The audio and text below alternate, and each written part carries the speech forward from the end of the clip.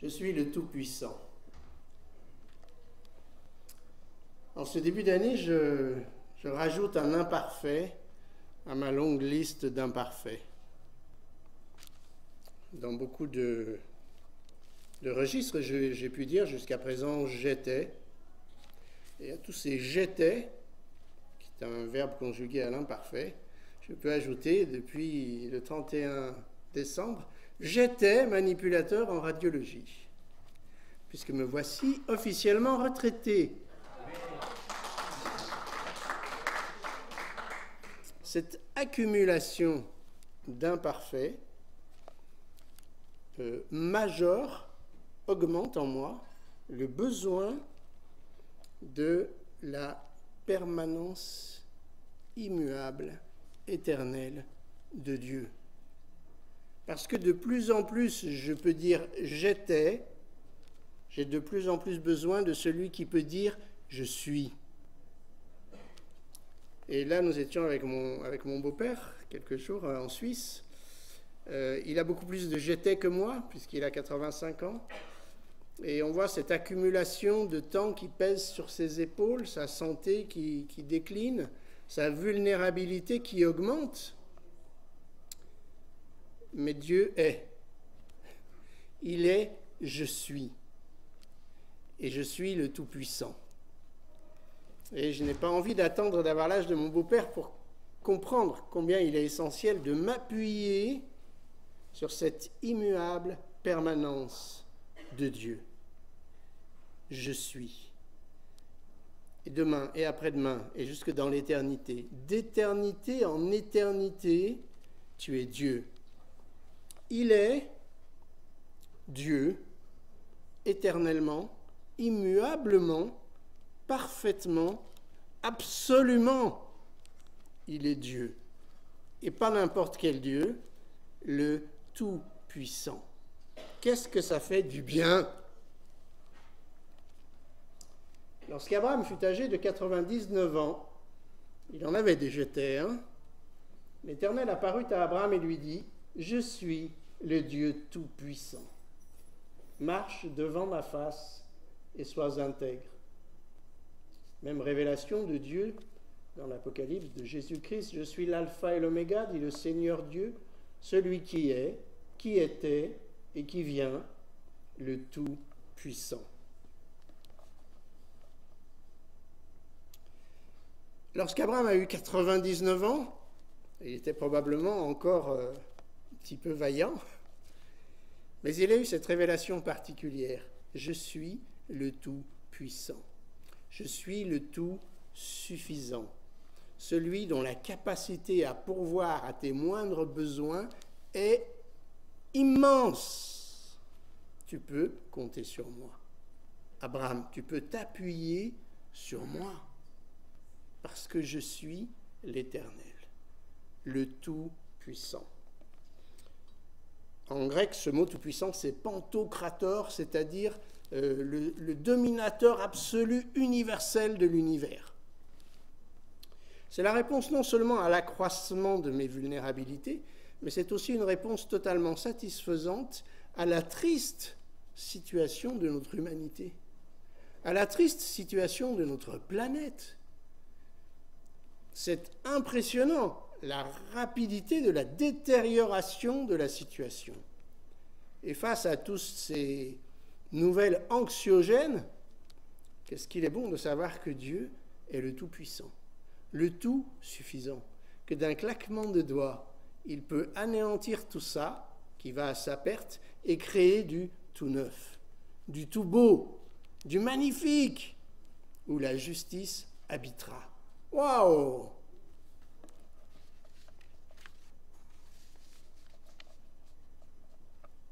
Pour nous tous, une page s'est tournée, celle de 2024, et nous ouvrons un livre, un cahier, tout neuf.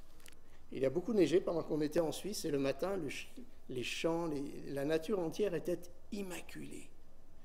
Ma chérie a eu le privilège de faire quelques traces dans une neige toute neuve.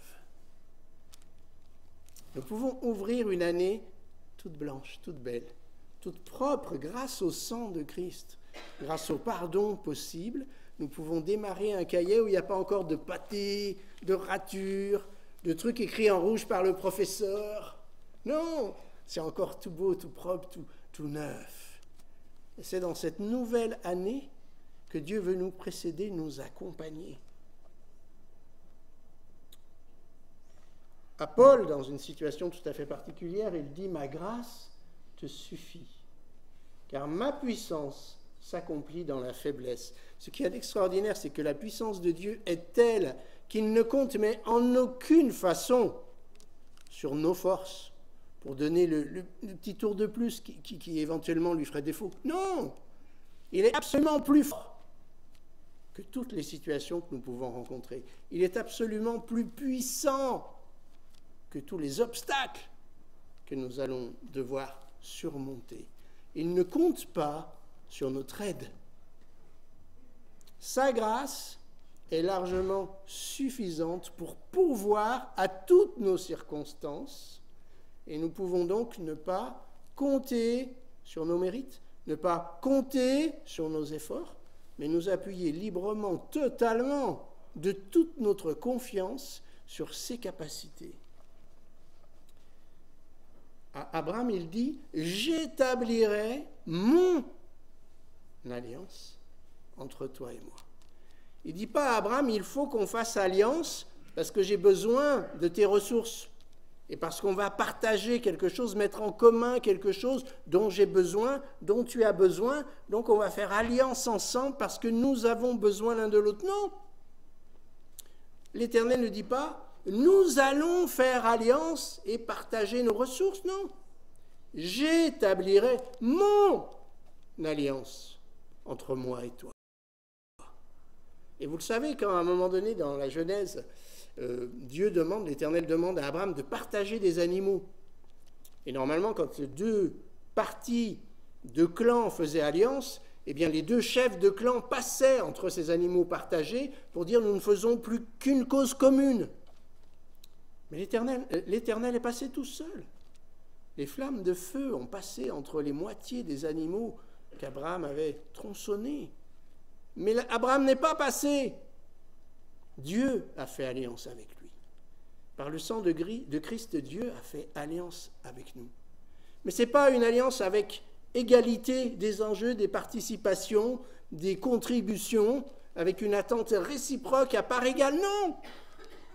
Il veut, lui, le tout-puissant, le tout-suffisant, celui qui sans cesse et depuis l'éternité, jusque dans l'éternité, peut dire « je suis », faire alliance avec toi, avec moi, établir une alliance entre moi et lui qui repose totalement, entièrement sur qui il est, sur ses capacités, sur ses ressources.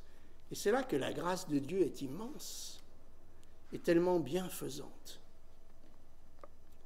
Dans 2 Pierre 1,3, il est dit « Sa divine puissance nous a donné tout ce qui contribue à la vie et à la piété. » Sa divine puissance, cette toute puissance de Dieu nous a donné. Il n'a pas besoin de recevoir de nous quoi que ce soit d'autre que notre reconnaissance et notre louange pour tout ce que lui a fait, pour tout ce que lui a déjà mis à notre disposition. Il est dit, vous avez été bénis de toute bénédiction spirituelle dans les lieux célestes en Christ. C'est un passé. Il nous a donné, c'est un passé composé. C'est fait, c'est accompli. Et tout ça, c'est offert, gracieusement offert par Dieu. Dans la personne du Fils, nous avons tout pleinement. Nous avons tout abondamment en Christ. Toutefois, lorsqu'Abraham fut âgé de 99 ans, l'Éternel apparut à Abraham et lui dit « Je suis le Dieu Tout-Puissant ». Cette affirmation de la toute-puissance et de l'immuabilité éternelle de Dieu, cependant, induit de notre part un comportement précis. Marche devant ma face et sois intègre. Si tout est don de grâce et de puissance de Dieu, toutefois, nous n'avons pas strictement rien à faire. Nous avons une responsabilité qui fait appel à notre volonté individuelle, personnelle, qui est de tenir compte de qui il est et de vivre en cohérence avec qui il est, avec ce qu'il veut. Marche devant ma face. Vous savez que la formule de bénédiction du peuple juif impliquait la présence de la face de Dieu. Que l'Éternel te bénisse et qu'il te garde, que l'Éternel fasse luire sa face sur toi et qu'il t'accorde sa grâce. Que l'Éternel tourne sa face vers toi et qu'il te donne la paix. C'est ma formule de bénédiction pour chacun de vous cette année. Que l'Éternel te bénisse et qu'il te garde. Que l'Éternel fasse luire sa face sur toi et qu'il t'accorde sa grâce. Que l'Éternel tourne sa face vers toi et qu'il te donne la paix. L'Éternel Dieu est un soleil. Être devant la face de Dieu, c'est être dans la lumière. C'est tout le contraire de ce que font parfois les enfants quand ils s'échappent du regard des parents pour aller faire une bêtise. Dieu nous demande de marcher devant sa face, devant son regard, dans sa lumière. David souhaitait cela. David souhaitait tout sauf aller se cacher loin de Dieu. Il souhaitait au contraire être sous le regard de Dieu et que ce regard puisse non seulement constater ce qu'il fait, mais le sonder intérieurement. Il exprime ça très bien dans le psaume 139. « Sonde-moi, ô Dieu, et connais mon cœur. Éprouve-moi et connais mes pensées. Regarde si je suis sur une mauvaise voie et conduis-moi sur la voie de l'éternité. » Est-ce que nous souhaitons, en ce début d'année, vivre dans la transparence par rapport au regard de Dieu? Nous placer volontairement sous son regard, afin qu'il puisse nous conduire, nous conseiller, nous protéger, nous garder. Et quand je me prenais dans la rue, que les enfants étaient petits, ils n'étaient jamais derrière moi.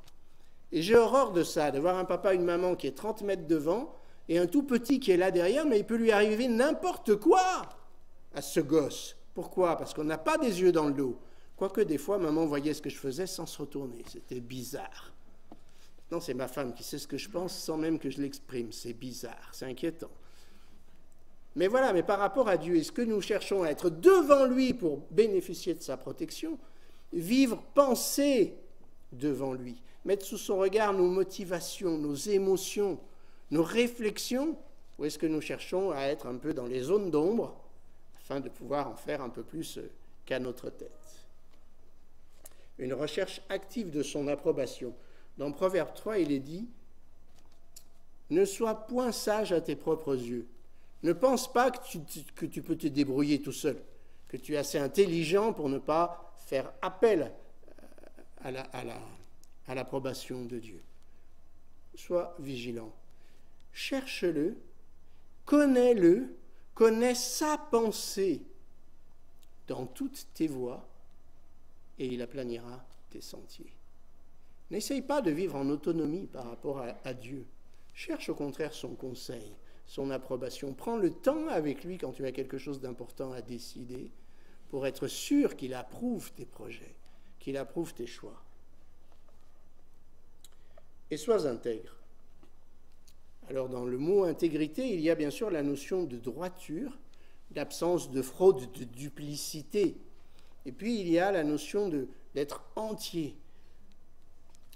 Marche devant ma face et sois intègre, que tout ton cœur soit entièrement tourné vers moi.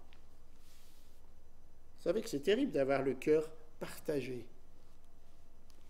Parce que du coup, on est comme entre deux chaises sans cesse. Et ce n'est pas très confortable en réalité. Et dans 1 Jean, Dieu nous avertit « N'aimez point le monde ni les choses qui sont dans le monde. Si quelqu'un aime le monde, l'amour du Père n'est point en lui, car tout ce qui est dans le monde, la convoitise de la chair, la convoitise des yeux et l'orgueil de la vie, ne vient point du Père, mais vient du monde. Et le monde passe et sa convoitise aussi. Mais celui qui fait la volonté de Dieu demeure éternellement. » Nous devons sans cesse être vigilants sur nos attachements intérieurs et vérifier que ce monde qui nous entoure et qui essaye de briller de mille feux pour nous éblouir et nous attirer, ne prend pas dans nos cœurs une place qui n'est pas la sienne, mais que notre cœur reste entièrement orienté, tourné vers Dieu. L'apôtre Jean exprime très très bien cette double réalité, à la fois connaître Dieu et vivre en accord avec ce que nous connaissons de lui, avec sa nature. Par exemple, dans 2 Jean, ça commence comme ça, 2e épître. L'ancien a crié alléluia à ses enfants que j'aime dans la vérité, et ce n'est pas moi seul qui les aime, mais aussi tous ceux qui ont connu la vérité, à cause de la vérité qui demeure en nous et qui sera avec nous pour l'éternité. Que la grâce, la miséricorde et la paix soient avec vous de la part de Dieu le Père et de la part de Jésus-Christ, le Fils du Père, dans la vérité et l'amour. Et puis le début de la 3e épître de Jean, bien-aimé, je souhaite que tu prospères à tous égards et sois en bonne santé comme prospère l'état de ton âme. J'ai été fort réjoui lorsque des frères sont arrivés et ont rendu témoignage de la vérité qui est en toi, de la manière dont tu marches dans la vérité. Je n'ai pas de plus grande joie que d'apprendre que mes enfants marchent dans la vérité. On voit bien que cette vérité est totalement personnifiée ici, cette vérité qui a été connue, qui a été reçue, qui vit en nous et en fonction de laquelle nous sommes appelés à conduire notre vie. Connaître la vérité, croire la vérité, recevoir la vérité. Jésus dit « Je suis la vérité ». Et vivre en conséquence de cette présence du Dieu véritable en nous. Dieu véritable, le Fils véritable, l'Esprit de vérité que Dieu nous a donné. Et donc dans cette vérité de la personne même de Dieu, nous sommes appelés à marcher d'une façon cohérente. Découvrir Dieu, découvrir ce « je suis ». Un Dieu qui est à la fois un Dieu de lumière, un Dieu d'amour, un Dieu de justice, et vivre cette présence divine. Gilles, la suivante, s'il te plaît. Voilà. La nouvelle que nous avons apprise de lui et que nous vous annonçons, c'est que Dieu est lumière. C'est un Dieu de lumière. Et la lumière, c'est le contraire du mensonge. Vous savez, si vous entrez dans une pièce totalement fermée et que vous n'appuyez pas sur l'interrupteur, vous n'avez aucune idée, sauf si c'est chez vous et que vous êtes parti il n'y a pas longtemps, de ce que vous allez trouver. Parce que l'obscurité ment. L'obscurité ne révèle rien. Et quand vous allez appuyer sur l'interrupteur, vous pouvez découvrir quelque chose de merveilleux ou un chaos indescriptible. Mais tant que vous n'éclairez pas, vous n'avez aucune idée. Parce que les ténèbres sont menteuses, mensongères. Dieu est lumière. Là où Dieu entre, on sait, on voit l'état des réalités de ce qui s'y trouve. Dieu est lumière. Nous avons connu l'amour que Dieu a pour nous, mais nous ne l'avons pas seulement connu, nous y avons cru. Dieu est amour. Et il n'y a aucune haine en Dieu. La seule colère que Dieu manifeste est une sainte colère contre le mal.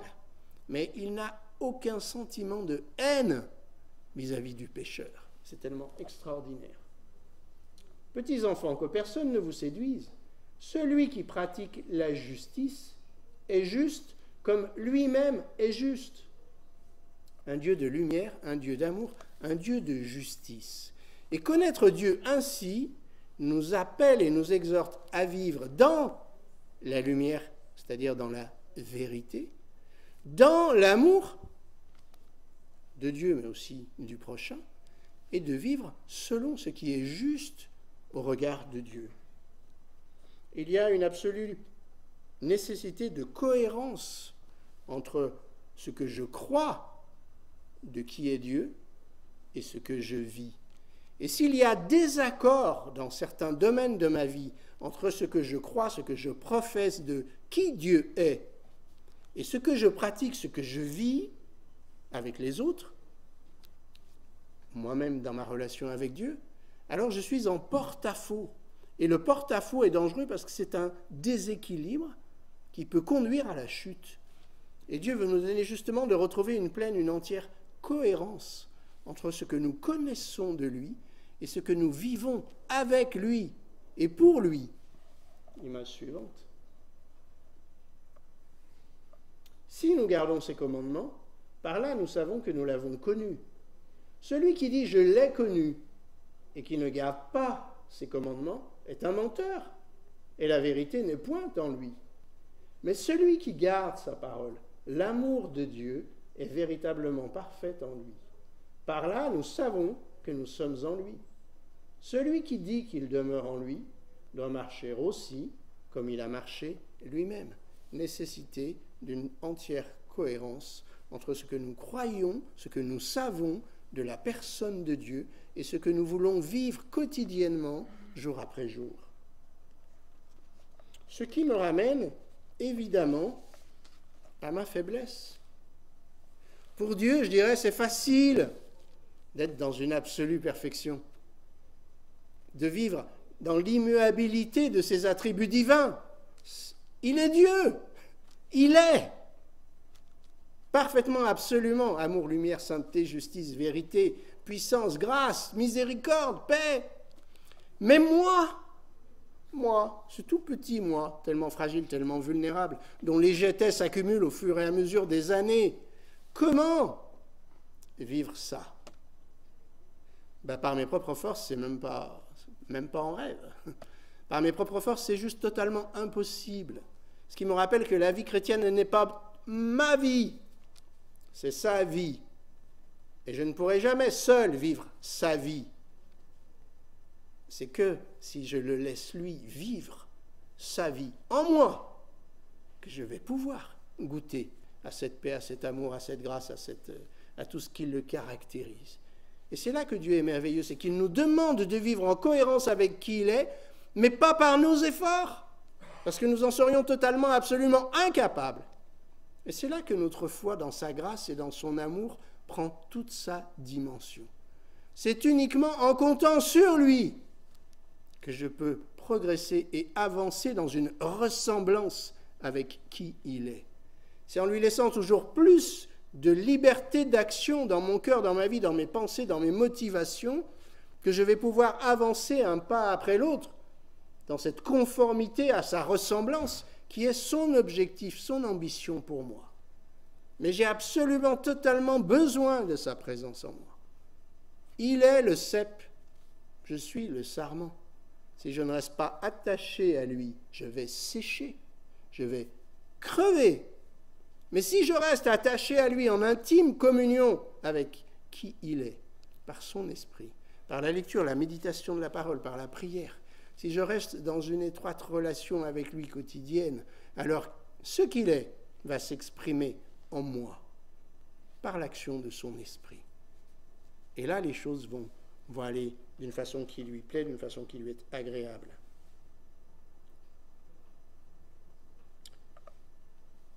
Jésus, lumière créatrice, lumière éternelle, qui est venu dans le monde pour éclairer tout homme et pour rendre témoignage à la vérité de Dieu et à la vérité, à notre vérité à nous.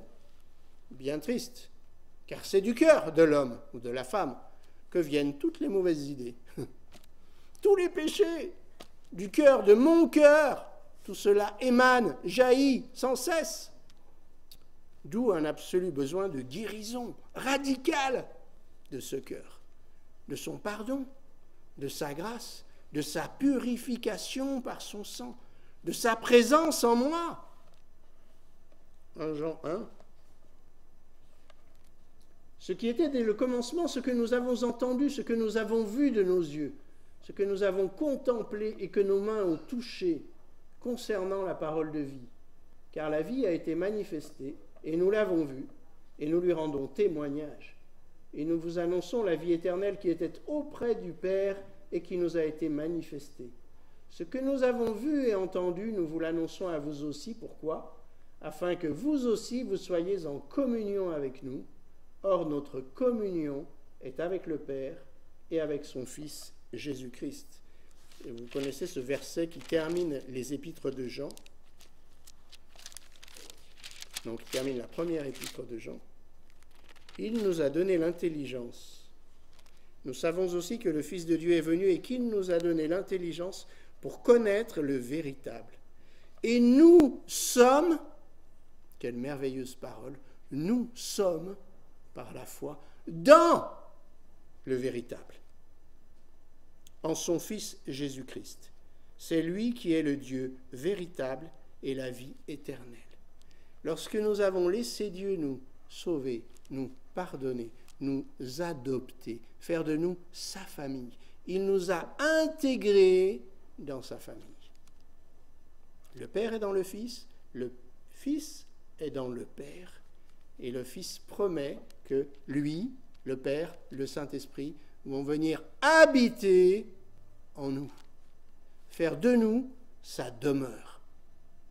Et si Dieu habite en moi, alors je suis dans le véritable.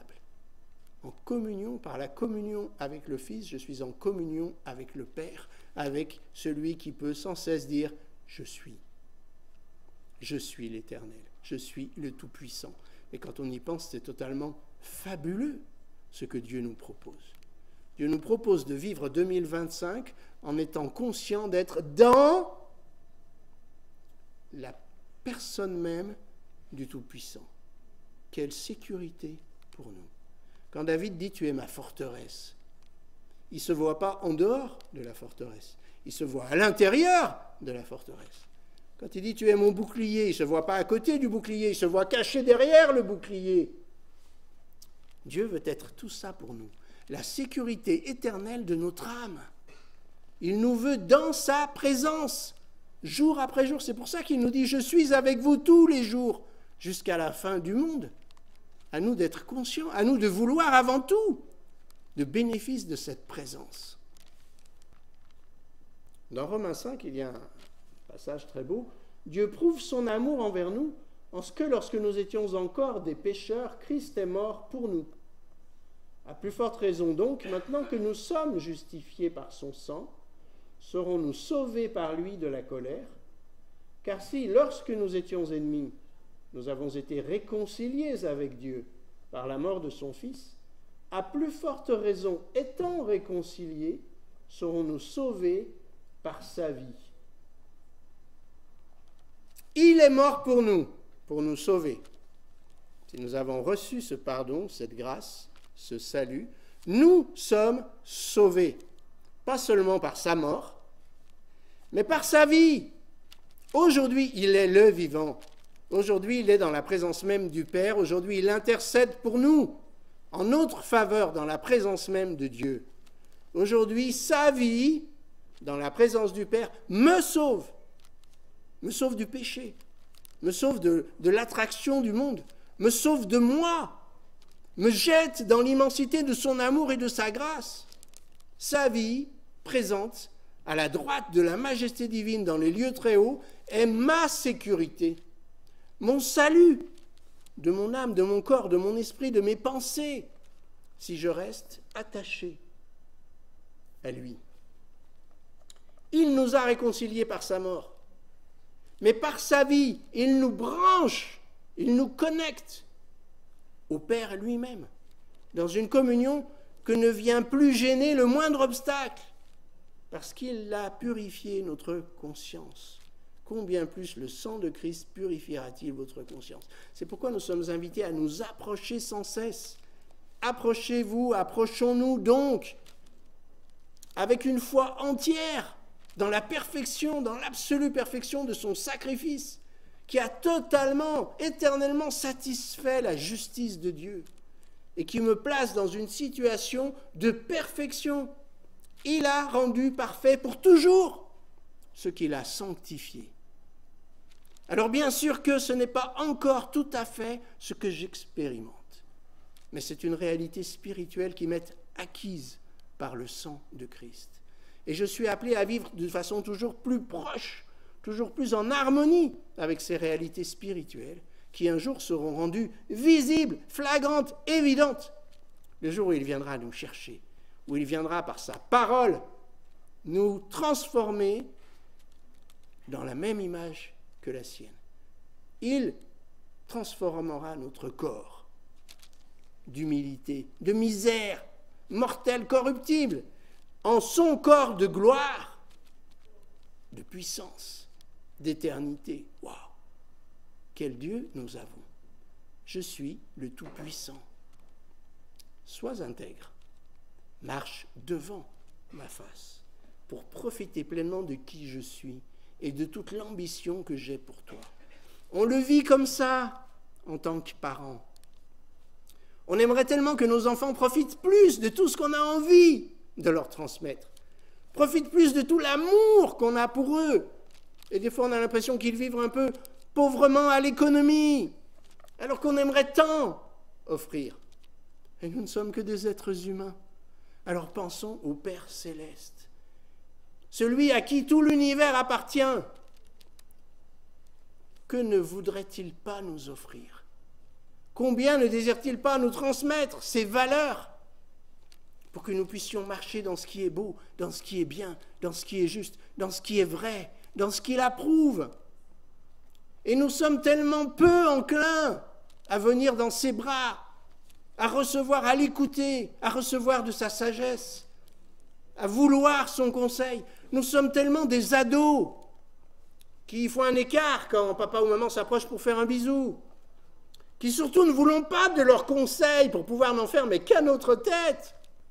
Nous sommes tellement rebelles dans notre nature, alors que nous devrions tellement depuis longtemps avoir compris que le meilleur est dans sa main, et que c'est de lui et seulement de lui que nous pouvons recevoir ce qu'il y a de mieux pour nous, parce qu'aucun autre que lui nous aime autant que lui, parce qu'aucun autre que lui n'a fait tout ce qu'il a fait pour nous, parce qu'aucun autre que lui ne peut accomplir ses projets de génération en génération, parce que lui seul est je suis, le Tout-Puissant. Il n'y en a pas d'autre, nulle part. Ayez recours à l'Éternel et à son appui, cherchez continuellement sa face. Ayons recours à son secours. Et plus je recours à son secours, moins ma vulnérabilité est apparente. Parce que je me nourris de sa puissance, parce que je me nourris de sa sagesse, parce que je me laisse submerger par son amour. Ayez recours à l'Éternel et à son appui, cherchez continuellement sa face. Amen. Comment voulons-nous vivre cette année 2025? En solitaire? Nous voulons la vivre comme le vent des globes, tout seul sur notre bateau au milieu de la tempête? Ou bien est-ce que nous voulons la vivre dans cette douce proximité du Tout-Puissant, qui est tellement rassurante, tellement bienfaisante? Il nous invite à l'audace de la foi. Et il nous le promet à celui qui peut faire par cette puissance qui agit en nous, infiniment au-delà de tout ce que nous demandons ou pensons. À lui soit la gloire dans l'Église, en Jésus-Christ, dans toutes les générations, y compris la nôtre, au siècle des siècles. À celui qui peut faire, par la puissance qui agit en nous, infiniment au-delà. Dans la promesse de Dieu à Abraham, j'établirai mon alliance entre toi et moi. Ça ne s'arrête pas là. Je te multiplierai. Dieu désire que notre passage sur cette terre ne soit pas sans effet. Je te multiplierai. Il aimerait que chacun de nous soit un multiplicateur de salut, de foi, de grâce, d'amour, de miséricorde. Je te multiplierai. Et parfois, nous aurions envie d'avoir un petit impact. Mais il peut et il veut faire infiniment au-delà de ce que nous demandons ou pensons. Il ne veut pas que nous ayons un petit impact. Je te multiplierai à l'infini. Et nous devons croire, nous devons saisir cette promesse, lui confier totalement notre vie, pour qu'au final, en fin de compte, quand le moment sera venu, nous puissions découvrir avec émerveillement que le Tout-Puissant, celui qui est éternellement, absolument, parfaitement divin, par cette alliance entre lui et moi, a fait tellement plus que tout ce que j'aurais pu espérer seul. Et comme le dit Paul, par la grâce de Dieu, je suis ce que je suis. Mais sa grâce n'a pas été vaine. Que sa grâce ne soit pas vaine dans notre vie en 2025. Amen.